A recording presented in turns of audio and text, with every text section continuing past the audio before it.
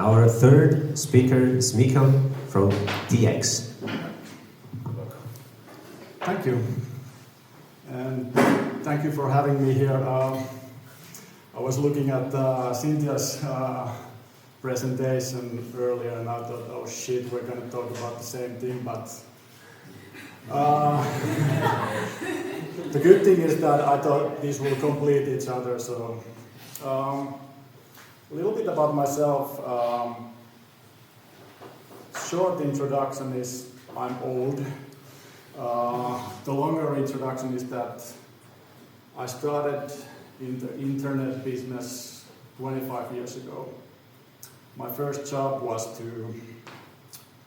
I worked for an internet service provider, and my first job was to create CD-ROMs that people would go to the shop and they get like, I want to have an internet. And they're like, we need to give something to them. So we made these CD-ROMs with the box that here's the internet, and then you can install the internet browser to your computer. And that was my Web 1 experience. I did my first startup back in 2004. I was selling Creative Commons licensed music and books.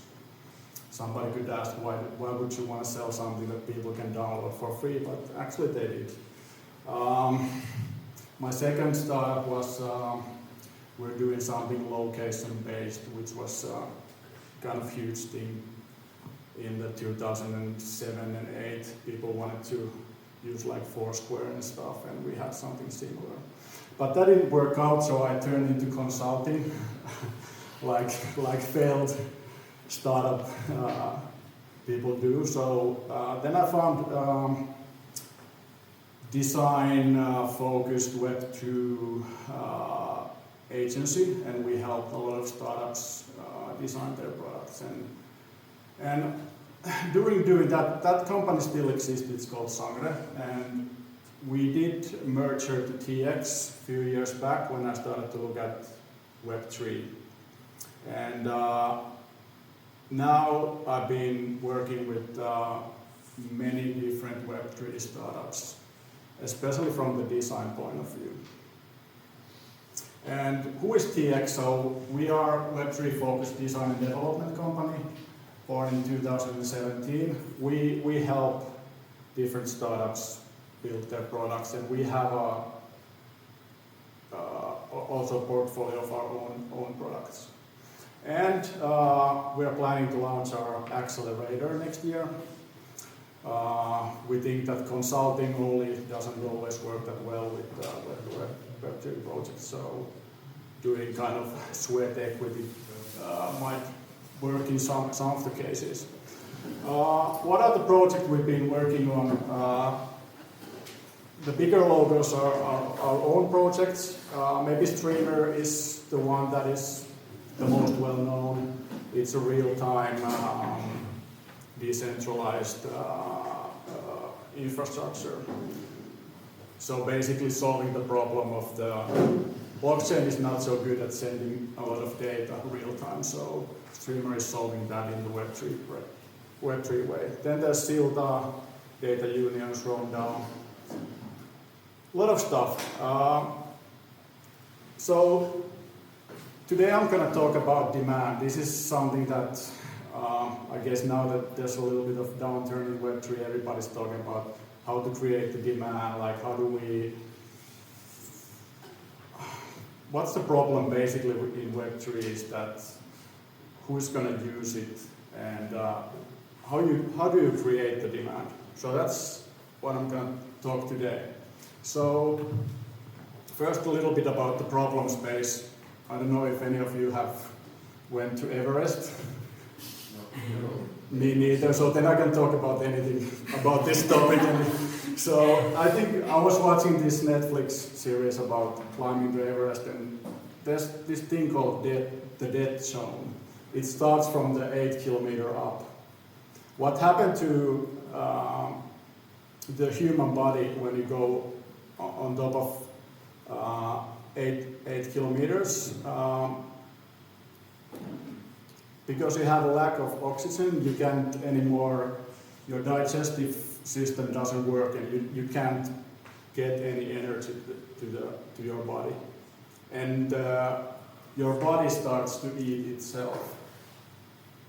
To me, that sounds like a Web3 tokenomics model. So many projects that I see, they are good at start at spreading, launching, like people run the nodes, but what is the problem that they're solving? How do they generate revenue? So it works as long as they're minting more tokens to keep the nodes up, but where's the outside revenue? Where is the oxygen? So this is the metaphor for that. I think many projects fail in that they eat themselves alive at some point. Then there's the wrong planning here. You don't want to climb the Everest with the bad gear. I'm going to talk a little bit about the design and development process. So, most of you have seen this in one form or another, starting from Web 1, Web 2 to Web 3. So, what's been the interaction? Web 1 was mostly reading, consuming content. Web 2 was reading and writing. And then Web 3 is like you read, write, and then you own or even facilitate the service. So that's kind of the history from the Web 1, how it's been evolving. But this has been seen in different forms. So how about the development process? During Web 1, people were still doing something called waterfall. It means that if you're building something, you gather the requirements, then you write a spec, then somebody codes it, and then you release it. And then you hope that somebody likes it. Then, during Web 3, people started to understand that you need to have more agile, more lean way of working. You need to get users involved in the early stages. Cynthia was talking about this. You have to expose early, iterate in each step. So how's been Web 3 doing this?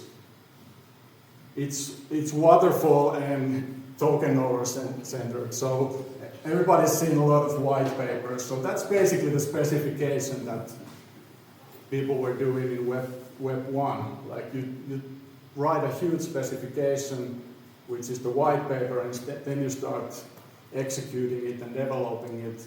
And then you see that, oh, is anybody going to use this? You might spend years of building something, and what you end up, you have a great system that nobody wants. So this process is, in a way, problematic that we've been seeing in Web 3. I understand it's coming from the times of the ICOs when people needed to understand what they want to invest in. And I think we still need white papers, but you can do it in the lean way as well. And then there's this is more a provocative thing to say that it's token owner-centered, but it is. Many of the plans and stuff, they are just planned to pump up the token price. How about the design process?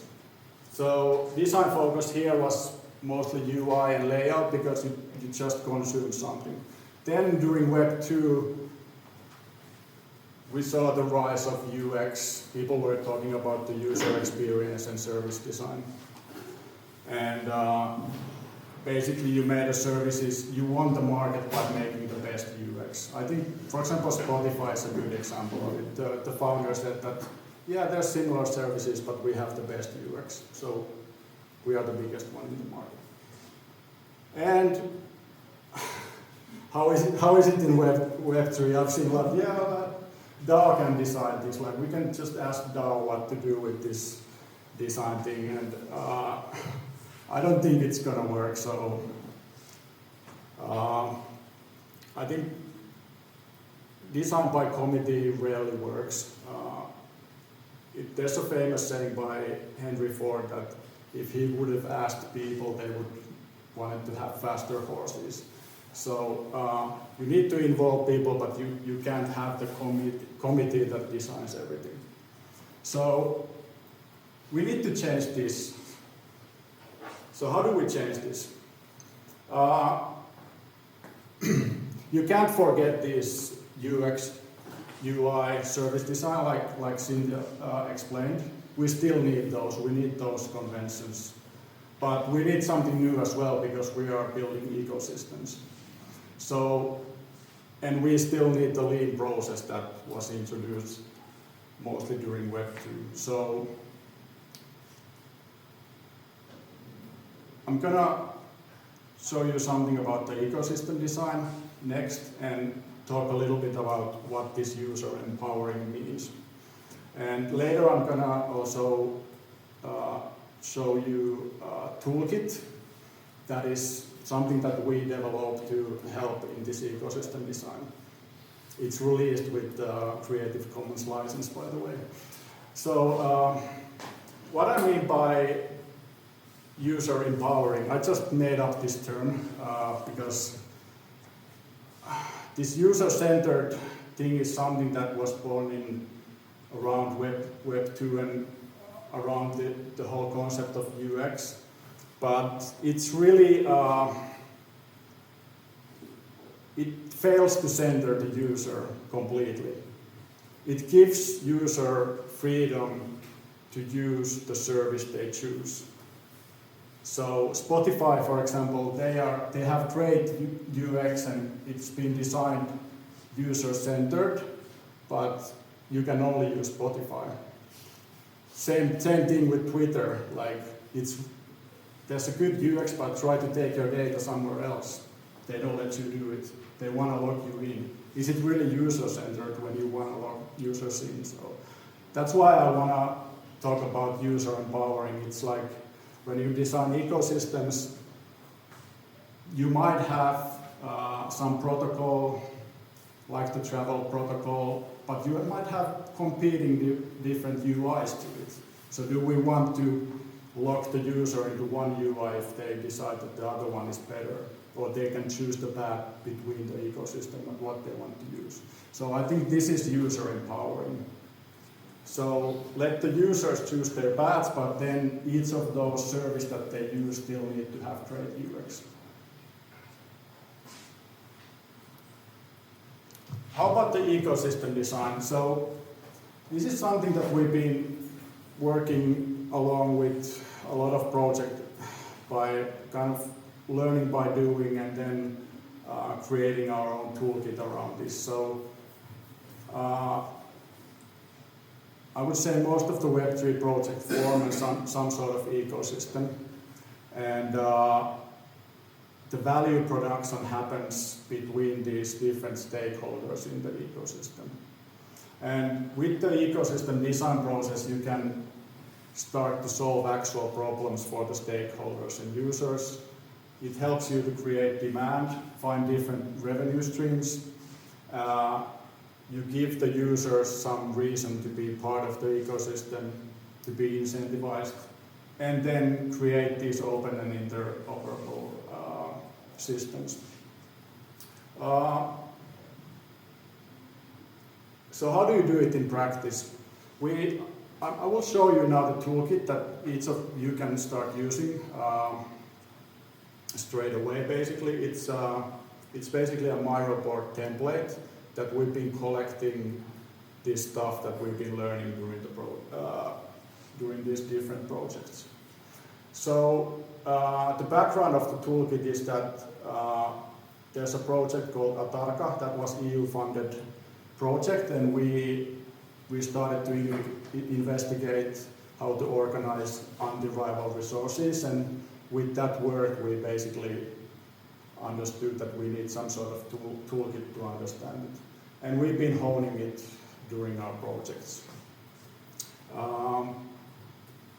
How to use the toolkit? You need some background knowledge. You need to understand what project you are building. You do kind of initial modeling of the ecosystem. It's usually like by workshopping. Then you analyze it. Then you might do some iteration and ideation around it. and then you can go back and refine the model. And then based on that you can start to actually design the tokenomics models. So how do you get to that? That's the address. So it's a free to use Miro template. I can show it if you want to have a picture of it.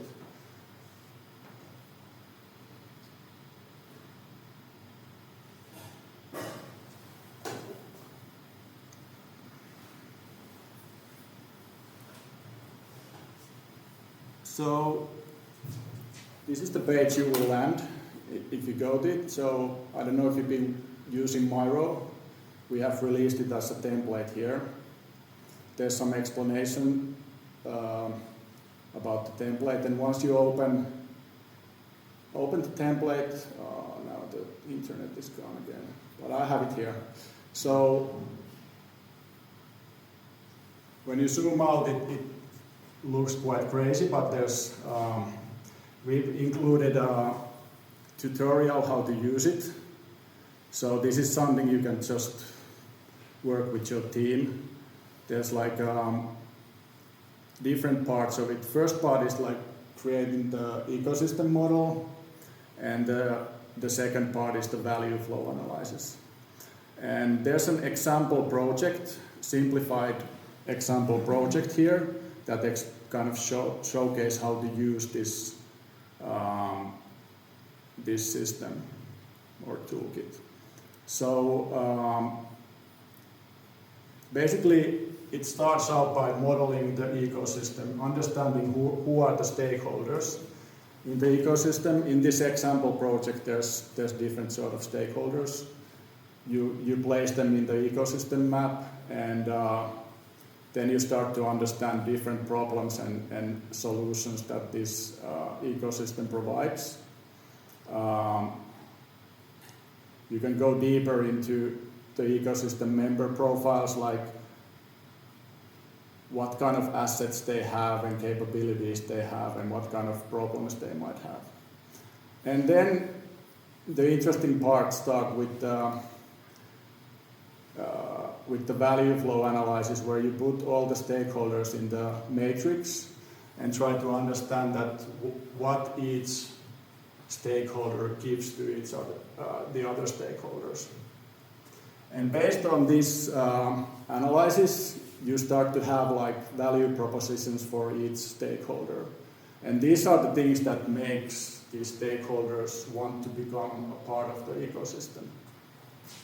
And then based on that, you can start to create a value flows that highlights how the ecosystem works. And this kind of graph is very useful when designing tokenomics. You can easily start to see the different value that stakeholders give to each other, and maybe find a way how to incentivize this interaction with tokens. So that was it. That was my presentation. Any questions?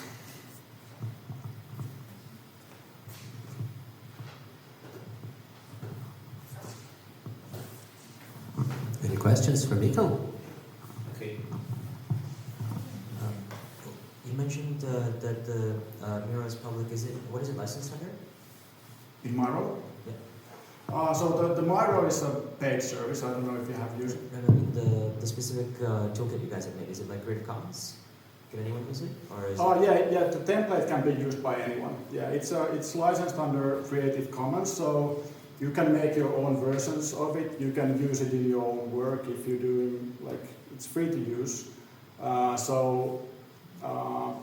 It would be nice to mention us if, like, some part of it if you want to use it, but basically it's free for anybody to use. Cool.